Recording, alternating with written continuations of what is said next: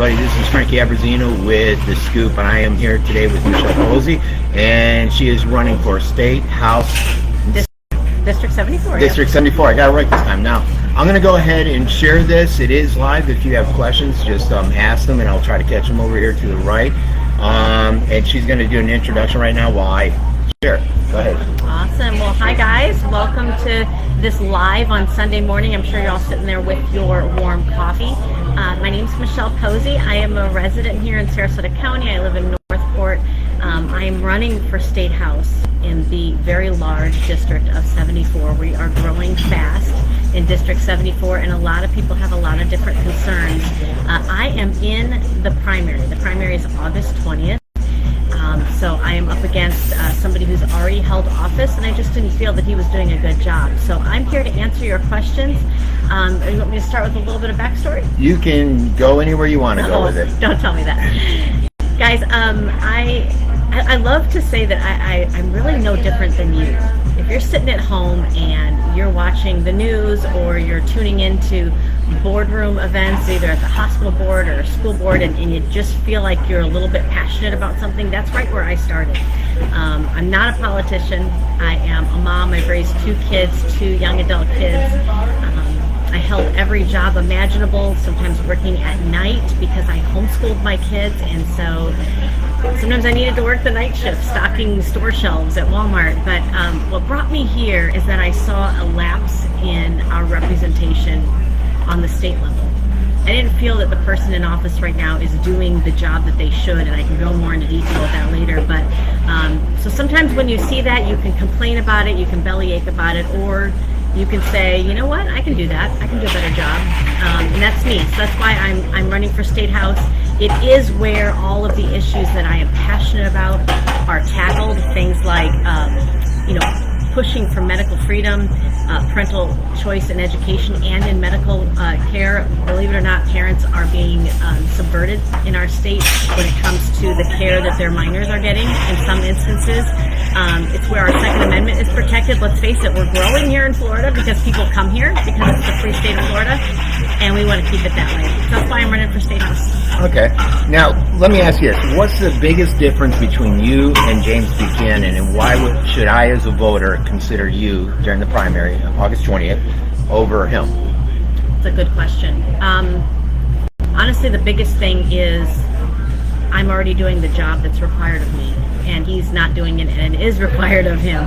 He's been absent for some votes in the State House that are huge votes. And let's face it, we all have things that happen in our lives where we maybe need a day off from work. Our legislative session in Tallahassee is roughly 8 to 10 weeks.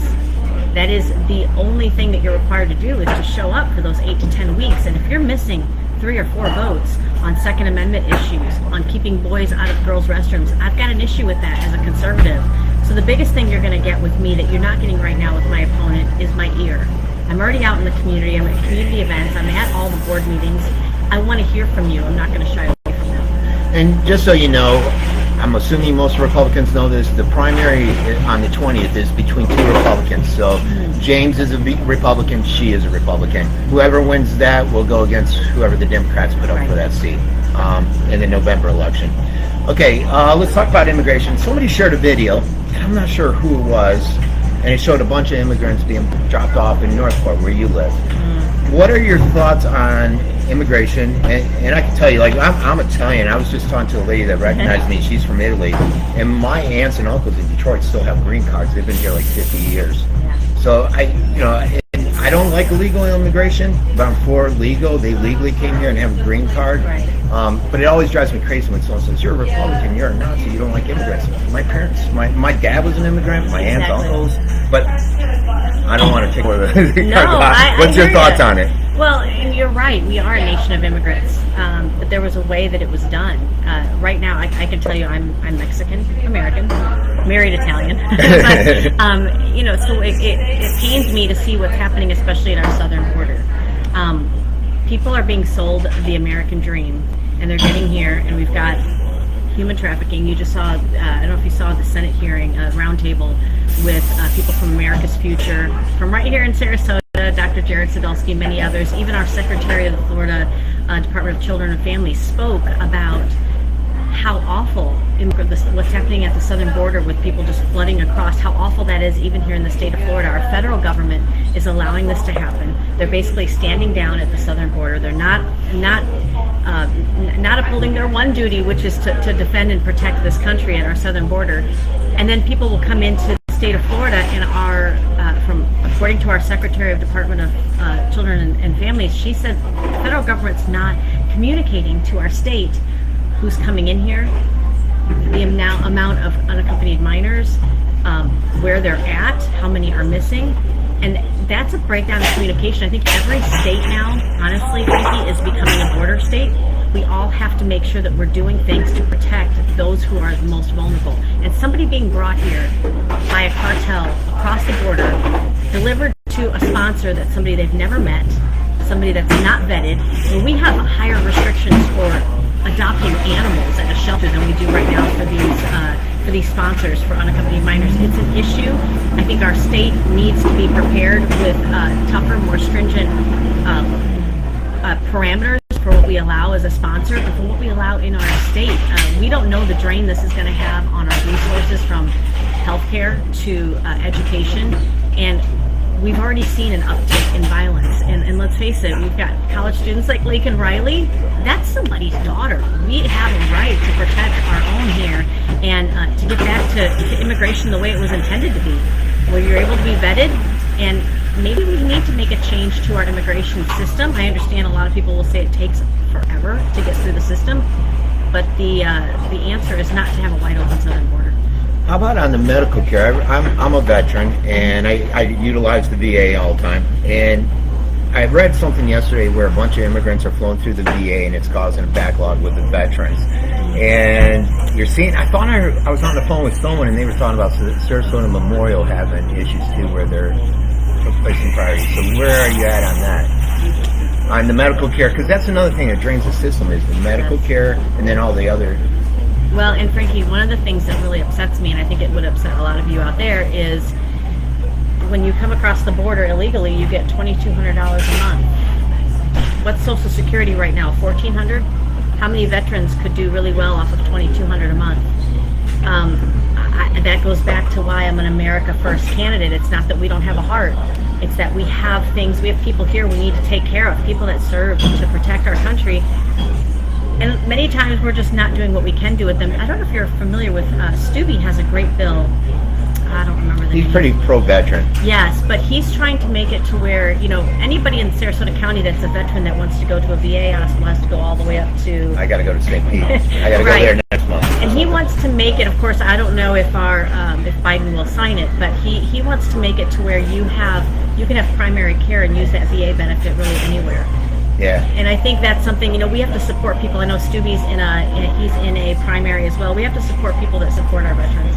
Yeah, and I just got news from somebody that it's going before the Planning Commission. If you're a veteran, Sarasota, we go there. I have a PCP that's in Sarasota, but for everything else, basically you go through Community Care or St. Pete. Yeah. And they're rebuilding on Fruitville, a newer place. If you're a vet, for an X-ray, you got to go to Bradenton, but you're going to be able to go to Sarasota. So that's in the Planning Commission process now, I guess. Nice. The insurance crisis. Now this has hit me big. I think my insurance has gone up $2,500 since Ian a year, which is impacting me significantly. And then you look at the auto insurance, where a lot of us are being impacted with that, just with the floods here in Sarasota a month ago, whenever it was. So what are your thoughts on that? Do you think that's, when you get up there, you could do anything to try to curb the financial hit that we're taking as citizens here, residents? This is one of the biggest things that I hear when I attend meet and greets. People want to tell you their story of how this is impacting them. It's getting increasingly unaffordable to live, not just in Sarasota, but in this country, and that insurance crisis doesn't help. So a couple years ago, our legislature had a special session to go in and actually do something about this problem. All they did was they shored up Citizens, which is basically a taxpayer-funded insurance company. You now, taxpayers, are on the hook for, God forbid, any major catastrophic hurricane seasons we have here. What are we going to do, Frankie, if we get bombarded on the West Coast with 2 big hurricanes, on the East Coast any insurance company that you ever speak to, they don't put all their eggs in one basket, so to speak. They'll only have so many policies in Florida, so many in New York, so many in California, because of any catastrophic things that could happen. Not you, the taxpayers of Florida. You're on the hook for the entire state. And what's happening, I met with 2 people the other day who were both, their property levels had increased so much that they're now at that glass ceiling that Citizen sets. So now they're getting booted off the Citizens. Where do you go when Citizens is the last insurance policy that you have to resort to? What do you do then? There's an issue. Yes, this is something that can be tackled. We have insurance companies that come in during good times and leave during a disaster, and I think that's something that the state of Florida needs to set. We need to make sure that there is a stringent protocol here in the state of Florida. The other thing is, if you look at who funds some state senators and some state representatives, if one of your largest contributors is the insurance companies, you're never going to get insurance reform, plain and simple. And my main business is a medical consulting company, and they changed the PIP laws last year, basically making it even more difficult to if you're on with an insurance company, you get an accident. First of all, you have 14 days to get to a doctor. If you don't, they don't cover you, and it made it easier for them to basically EMI you and not take you out with an exam and say we're not covering it anymore. So I know a lot of doctors are concerned we can't do PIP suits anymore, or they made it more difficult. You can do them, but it's more difficult. Are you up for looking at the PIP laws that have changed to PIP being auto accident insurance coverage, or do you think it needs to be revised? Because I know a lot of my doctors, a lot of my clients are looking at it saying we need the revision. What they did last year was a bit too much. I would definitely be interested in looking at that. A very good legislator who's no longer serving told me that one of the biggest things you can do when you get to Tallahassee is you can reform laws that don't work. It's not always about introducing new legislation. It's taking a look at what did we do and what does not work. That would be something, honestly, Frankie, I would have to learn a lot more about, but I would definitely be interested in.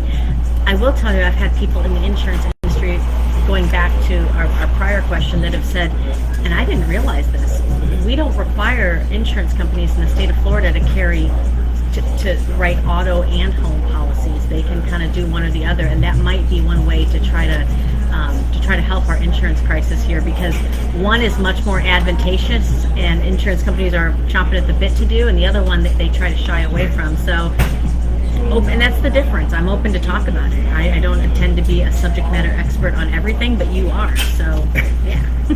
Now this one you are, from what I've heard, an expert on is the school choice. And I think yesterday during Karen's interview, she said a lady, and I believe it was you, that was assaulted at one of the school board meetings. So where do you stand on school choice? What's your thoughts on the craziness that's happening at our school boards? Yeah. And I don't even know if you can do anything at the state level, but... Well, Frankie, it's going to become even more important at the state level, because I believe once Donald Trump's elected in 2024, he's going to dismantle the cash cow that is known as the Department of Education, and that's going to bring education back to the state level, which is, in my opinion, where it should be. It should be decentralized. So that's going to mean that you're going to need people in Tallahassee that understand education, and understand school choice. I've homeschooled my kids together probably 16 to 18 years. They started out in public school. I loved their teachers. Both of my children went in, they were, just for our family life, it made sense for me to homeschool them. I love the flexibility, so for my choice, it was to homeschool them. But children are not one size fits all. Education's not one size fits all, so we need to continue with school choice. Yes, going back to what you said about what Karen mentioned, I was assaulted at a school board meeting. Tell me what's wrong, guys, in Sarasota County when you go to attend a school board meeting and somebody lays hands on you in the gallery. I don't understand the level of hostilities that are going on right now in education. We should all be concerned about students that can read. I know the reading scores have come up in Sarasota County. Reading, writing, arithmetic, let's keep the LGB whatever out of it. Let's just treat them as children, and let's get them to be the smartest, brightest minds without all this. There's a lot of animosity. There's a lot of violence going on outside our school board room. My goodness. Well, why don't we cover that next, since you brought up the gender thing, LGBTQ, ESG, DEI policies. Where do you stand on that at a state level, the LGBT and the school I always get the acronym wrong, sorry. And the banning of books, certain books that I've heard some people read these books and I see where they're inappropriate, but then I also see where some books are being banned because the schools are nervous that they'll be sued or get in trouble, and they're banning books that I don't know necessarily have to be banned. What are your thoughts on it? Well, first of all, and I'm saying banned, I don't think that's the right term, but no, I'm glad you brought this up. This is a big topic. So first of all, whatever your choice is as an adult, sexual or otherwise, I really don't care. I don't want to know about it. You do you, I do me. When we get under the umbrella of education, you have to understand you're now dealing with a minor. You're now dealing with a minor. That's different. There are no banned books in Sarasota County. There are books that have been contested, and they're literally soft porn books. I've had to read excerpts from them. We tried to read the excerpts at a school board meeting, and Shirley Brown from way back when said, "You can't read that, it's vulgar." I said, "Yeah, our little kids are getting their hands on this. You think maybe you should pull it off the shelves?" It's not book banning. Our state law is very clear on things that are harmful to minors. We need to close some loopholes, I believe, to really make that, for those of you that don't get it, that we're not going to shove that kind of crap down our children's throats. We're going to tighten the loopholes, at least that's what I'm going to do, because when it comes to kids, we have to protect them. We have to protect them. I'm not playing this gender fluidity, I'm not playing that game from a state level, because again, these are our minors. What you do as an adult is totally, as long as you're not injuring somebody else, I get it, you do you, I can love you, but we're going to leave our children alone. How about tax relief to fight off inflation? I don't know where I saw that at, because I went and did some research before on some of the hot issues, but and I think it might have come from your competitor, James, but using tax relief to try to fight off some of the inflation. Are you for looking at that? I guess the question should be, what tools are in your toolbox, or are you hoping to utilize to fight off some of the inflation costs that we're seeing? Even though they're saying it's down and it's dropping, I still go to the grocery store and I'm paying maybe an extra $50 a week. So to me, it's not dropping. Well, and I'll tell you, Frankie, that particular, it's going to be a ballot amendment coming up that people will be able to vote for. It was written by my opponent almost as if he was in a contested primary, because there's two sides to this coin. What he wants to do is to increase your homestead exemption that you're given. So right away you think, okay, I'm going to be saving money. And in one pool, that is very good. But when you have to look at how this is, when you legislate something in Tallahassee, you have to look at how this is going to affect everybody. So now take into consideration your municipalities, your city governments. And I have spoken with the city of Northport, where they've pulled numbers on what this is going to do to what they're projecting for that year to be able to have in their coffers. You're now taking away money from municipalities. You, Tallahassee, chose to do that. You chose to do that for Miami, for Sarasota, for Tampa. That's not your job to mess with what municipalities are budgeting. That's the people, the citizens. That's their right. That's why they vote for city and county commissioners. So that's one ripple effect. The other one is, that's actually, if you think about it, significant. If you increase the homestead for the individual, you're going to take away from the coffers of the city, so they won't be able to offer as many services. So, and you take a city like Northport, where I'm from, they can't wait to pave over Northport and expand it. So what's that going to do? We want to build a new police headquarters. What is that going to do? The second thing is, when this was debated in Tallahassee, when my opponent brought it up, it was debated heavily that this is not a tax savings, this is a tax shift. Because who does not have homestead?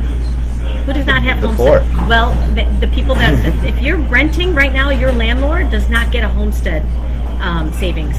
So they're going to see an increase in what they're paying. Do you think the landlords are going to pay for that, or are they going to pass it on to our renters? We're already in a rental crisis. Who else does not have homestead? Your business owns properties. Is that what we want to do right now? Is chop the knees out from under businesses that want to come here and create jobs? I think this is, again, really shoddy legislation that's been proposed by somebody who's sweating the fact that he's in a contested primary without thinking through and asking people, what is going to be the ripple effect. Not every piece of legislation has to be written. Sometimes it's better left alone. And I do want to point something out, because you brought up who you're going against, James. And again, this primary on the August 20th is a Republican primary. You have to be a Republican to vote in it. And I do want to note something that my friend friends. I'm buddies with James over at America First, and Oh yeah. and who are they supporting? They've endorsed me. There you go. They endorsed you I'm over so at proud to James. have that. And if I could just digress for a second. All of my Republican friends that are out there watching this right now, everybody that's a registered Republican, you know we're in a contested election, right? This 2024, it's hot. Look what just happened yesterday. They tried to take out Donald J. Trump. I mean, this is the times we're living in. Why, in God's name, is the Republican Party of Florida suing two grassroots Republican groups within our state? Why are we using our money in the Republican Party of Florida to do that? Do you know that? I think Republican Party of Sarasota, Republican Party of Florida, we've got some explaining to do because, and that's why I was thinking about that, because James with the America First Club is one of those that's now facing them. Yeah, and they had the original one dismissed because the entity trying to sue wasn't a real entity. I think that's what James told me. But then on Friday, I think he sent me the new one where they're going after him, and he's like, and he echoes basically what Michelle says. It's a shame that the internal fighting and that they're trying to shut us down, being Brill. In my mind, it's Brill that's driving it here locally. He wants to control everything. Well, and Brill, if he happens to see this, you can nip this in the bud with just a public statement. I know you're quick to make public statements on other topics. Let's hear you say what we need to hear, that you're not for this. I don't think this is the time. Yeah, and I'm going to bring up something else. There's actually a fake America First or MEGA site that's come up, and I actually got the text. I don't think I have any more. I would have shown you, where they're putting on the people they're supporting, and they're representing like they're the MEGA movement, and it's inaccurate, and it's a PAC that's doing that. I'm not going to name the candidates that are involved in the PAC, but it's out there. It's been on my site, so you guys can look it up. Well, they say mockery is the best form of flattery, I guess, but in this case, it's a little scary. Yeah. Oh, we got a question, Jen. How can you support a man with 34 felony convictions? Who are you supporting that? Oh, Donald J. Trump, the one that they tried to assassinate yesterday. Yeah, it's really easy for me to support him. I don't believe in the 34 convictions. Actually, I'm thinking that they didn't even follow New York, the New York Constitution that says that in order for you to have a conviction, you have to have a unanimous vote. When have we ever known for in a court setting if one person dissents, usually that is a hung jury. This judge allowed for them to have, well, if you like 4 of these convictions and 4 of these, you don't have to all agree. That's actually a violation of the New York Constitution. So it'll be interesting to see where that goes. Once he's been cleared, I'll accept your apology, Jen Davis. Yeah, and I personally think it's hogwash, everything that occurred there, if you know the facts, but I get it how if someone doesn't like Trump, they'd like to use that and throw it out there. Sure. Second Amendment, I carry a gun wherever I go in my pocket, a 9mm. I have one in my bedroom, and I'm a big Second Amendment guy. I'm a veteran. So where do you stand on that? Because that's something that's important. I've seen sometimes Republicans do, even Trump did this with the thing that he banned, and the courts shot him down recently, like a month or 2 ago. God, I can't remember it. Where do you stand on the Second Amendment? So, listen, shall not be infringed is clear. It doesn't matter what my personal viewpoint is all the time. The Constitution says your Second Amendment shall not be infringed upon. I am pro-Second Amendment, and that means I do not like our red flag laws as written. I do not like our red flag laws. Shall not be infringed is very clear. One of the shocking things, Frankie, is that my opponent, they had a vote that was dealing with what would be the minimum age to purchase a firearm, and he did not show up for that vote. And I say, when somebody doesn't do their job, what do? You hand them a pink slip. And I think avoiding these topics is not helpful. I want to see us have true constitutional carry. Actually, out of all of our counties, all but 2 counties, their sheriffs support a true open carry.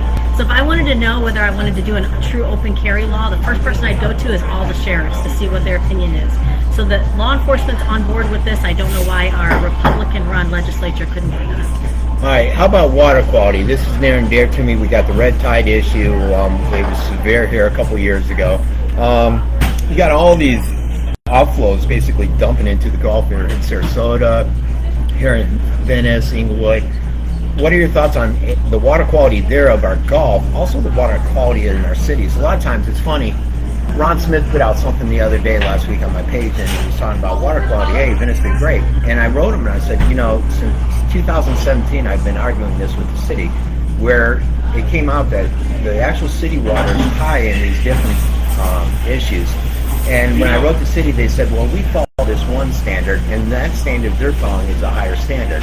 And so that's how the city gets by. They take this one middle-of-the-road standard and say, hey, we're meeting or beating that, so we're actually, our water quality is excellent. And Ron didn't realize that, and I sent him all the materials. So where do you stand on both that, the Gulf water quality issue, and possibly even these different cities, local entities? I don't know what it's like in Northport.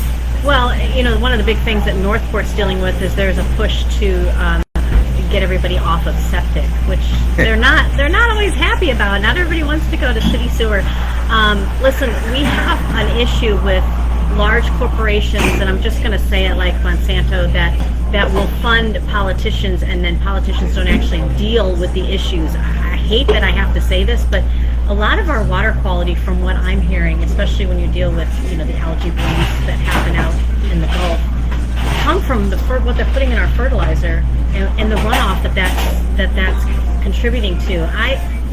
Listen, I'm not a scientist, but there are a lot of people who are very wise in this, and Republican, Democrat, it doesn't matter.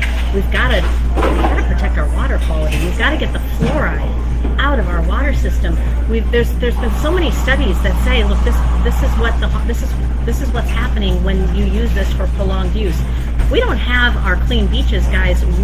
We don't have tourism, and I think this should be on everyone's heart. This should be a bipartisan issue for us to work harder for cleaner water. And I think we have to look at the large industries in Florida that might be contributing. Well, it's funny. City of Venice, when I was pushing them on the outflows and stuff, the one at Venice Beach, because we kept having beach closures. Right. So the one at Venice Beach, they spent about $1 million, rerouted it, put some system in, and we stopped having beach closures there. And but it was too expensive, and they didn't want to spend the money on the other 11, which is crazy. So when you go in and you have this homestead exemption and you take more money out of the cities, what do you think that's going to do? You think they're going to have more money to deal with that? Along the same lines, the environment, and dealing with where do you stand on many of the environmental issues. A lot of times they say because a person's conservative, they're not for the environment or water quality, which I'm always fighting about those issues, so I don't know where that comes from. Where do you stand on it? Well, Frankie, I'm a Christian, and we're called to take care of what God's given us. We do live in paradise, so I'm for not only conservation here in our state, but I think the conservation should be done with keeping the land privately owned. I don't believe in the state acquiring large amounts of land under conservation, because I believe people are the best landowners. You don't need the state to do the job for you. I think part of that is watching our growth, Frankie. We are growing so fast. In Northport, we just had, it was a very contested city commission meeting where they chose to take this habitat off of Toledo Blade and the interstate. It's always been lots of tortoises there. It's been kind of a wetland. They're going to just pack it and keep some of the wetlands. They tried to say, we haven't seen any tortoises there. Now, if you live in Northport, you can't drive out in that area without seeing a tortoise. I'm worried at what we're doing to our environment at the expense of just paving over everything for developers. Well, and that in Venice it recently occurred too, where they're putting the Publix out in North Venice, and it was a 10% conservatory land. Neil got the city of Venice to approve changing it and changing the I can't think of any right parts, but to change the zoning on it, Yeah. And they went ahead and did it, so then we lost that land. But a lot of times it's the cities that are just afraid of lawsuits, and Neil will just threaten a lawsuit, and a lot of cities just back down every time, it seems like. How about protecting small businesses? I own a few small businesses, and for me, it's easy. They're all successful, everyone I got, but a lot of people struggle, and I see small businesses open up here constantly, restaurants and things, and I see them close constantly. So what are your thoughts on trying to protect them, help them to grow, in turn that provides jobs and opportunities for people in the community? Right. Well, I think part of that is staying away from the one thing that my opponent has proposed as a ballot amendment. Again, the people that do not have homestead exemption are those that own business-owned property, and again, this is something that could affect them. I think some of the workforce is coming back post-COVID. That was tough, whether people want to admit it or not. There were places that did close. There were churches that closed here in Florida. So we're coming back on the other side of that. As far as bringing more opportunity to businesses, I think that's the state's department to not infringe upon that. We do so much in Tallahassee that we don't realize has a ripple effect across the entire state. We need to make sure that this is a place that people want to come to do business. I'll tell you, one of the things we can do at the state level is make sure that we are blocking the ability of the federal government and their three-letter agencies to have mandates passed down to corporations. We still haven't done anything with that in Tallahassee that would really stop another COVID from happening and stop Biden from being able to reach his hands into our state. We would take another executive order to stop that. If I'm somebody that comes down here, I've had small businesses. If I'm somebody that comes down here to open a business, I'm coming here because I don't want the federal government's hands being in mandates of what I can do in my business. So I think that's something we can do at the state level. Okay, how about on healthcare in Florida? I think, I did see you. I watched the video with you, and I think there was a guy and three other ladies talking about PTP, I believe it was. And so I'm assuming you're up on some of the healthcare issues and medical freedom. You got some medical freedom candidates. Where do you stand on that? Yeah, medical freedom the term should be very simple. You want the ability to make a decision between you and your physician without three-letter agencies and big pharma dictating what that looks like. That means if you want to try a drug that maybe isn't the course of treatment that the FDA or the CDC wants you to try, if you and your physician agree on that, that should be something that you can try. That is currently not happening everywhere in the state of Florida. And we have, thankfully, I'm glad you brought this up, Frankie, we have a panel of candidates that are running for the hospital board, as a matter of fact, that are medical freedom candidates. We have a public hospital here in Sarasota County. We are so blessed to have that because we can go before that board and they have to listen to what the public thinks. But what happens when they're unwilling to really look back at what went wrong in the last 4 years? We have a lot of people that are not happy with the way our hospitals handled COVID. It's not our medical professionals, it's the fact that they followed the mandates coming down from the FDA and CDC. We have to talk about that. We have to really go back and make sure that we're better prepared for the next one. I also think, Frankie, I think that we need to pay attention to the fact that the highest medical opinion in the state of Florida, the Surgeon General, Joseph Ladapo, has come out and said publicly many times, we need to put a halt to these injections because we don't know what's going on with them. We have to halt them just to do some research that should have been done in the first place. And a lot of our medical institutions are pushing back on that. And I don't understand that dichotomy, to be honest. Yeah, I'm going to stay away from it. Infrastructure, it's a common issue, especially locally. You see a lot of local governments, when a developer comes in, they don't want to talk infrastructure. The developer will say, I hired a traffic control person, consultant, and they said we're going to be fine with these 500 new homes coming in. You see it at the county level and at the state level. So what would you do? I'm going to try talking louder with the blender. What would you do to try to curb this issue where you get developers and local entities, cities to come together and try to look at infrastructure better prior to building out a development? Well, that has to take place at the local level. I don't know if you're aware or not, but a couple years ago, and actually it was just last year, the state legislature did a Live Local Act. It sounds wonderful.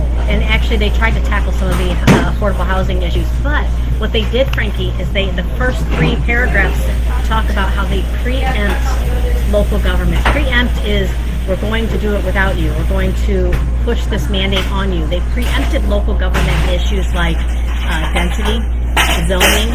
The job of the state government is to not get in the way of local government being able to do what they need to do, because what happens in Tallahassee or what happens in Miami for building and zoning may not be what's okay for Venice. It may not be what's okay for Nokomis. So we have to be able to have it dealt with locally. As far as infrastructure, one of my pet peeves is that my opponent consistently goes in and creates these special districts, these CDDs. That is a way for the cost of infrastructure to get passed on to you, the homeowner, whoever's buying that home, for the length of your mortgage, and it's a way for the developer to not have to pay for that infrastructure. That is not fair. You want to talk about making things more affordable for our citizens?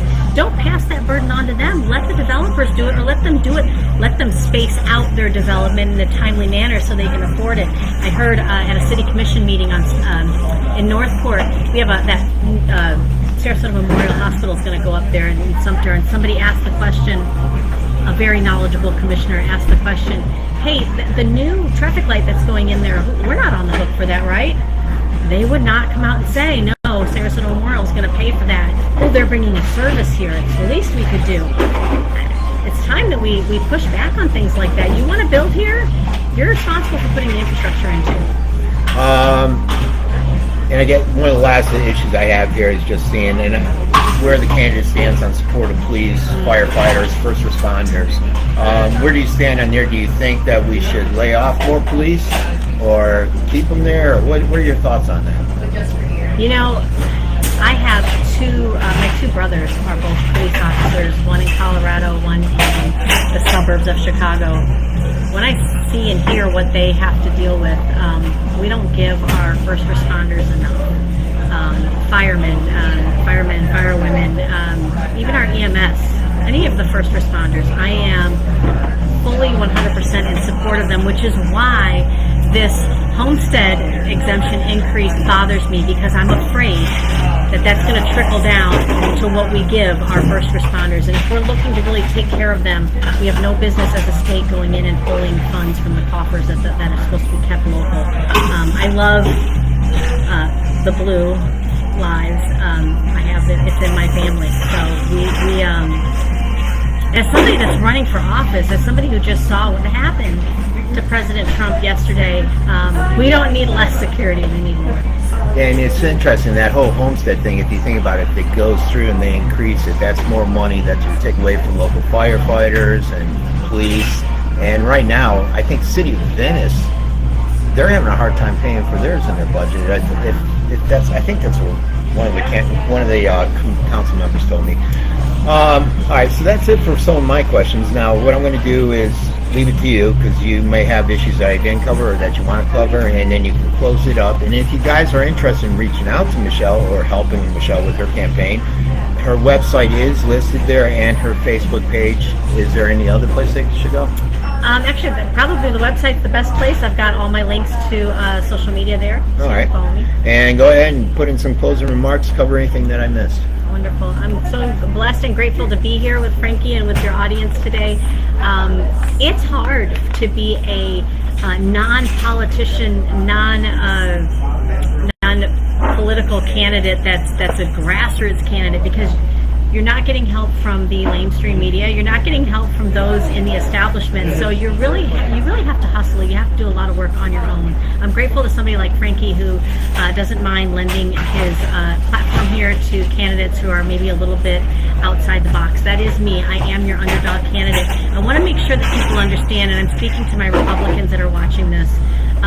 We just saw yesterday was pretty horrific what they tried to do with President Trump, but there is only one person in this race for State House District 74 that endorsed President Donald J. Trump with a press release back in the primary.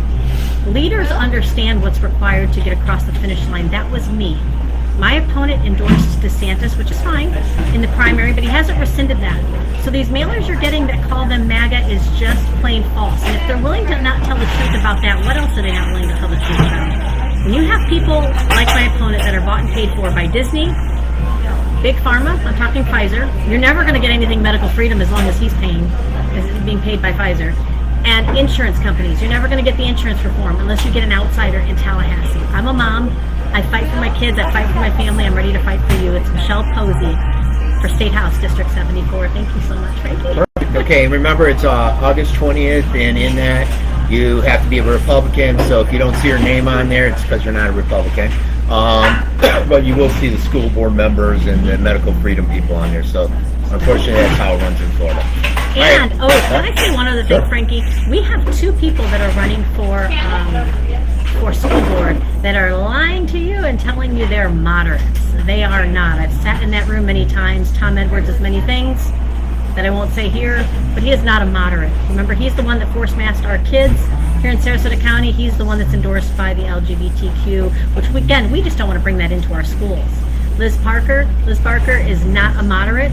She will probably bring Planned Parenthood into our schools, which is something that they wanted to do back in 2022. You've got to do your research, because right now school board races are not Democrat, Republican, and they don't have to say who they are, so they could be wolves in sheep's clothing. We also have a medical freedom slate: Tanya Perouse, Tamsin Rosenwasser, Stephen Gaffanti, and Mary Flynn O'Neill. Those are the 4 that are going to fight for your medical freedom to keep that public hospital public. All right, and that's it, everybody. This has been Frank with The Scoop.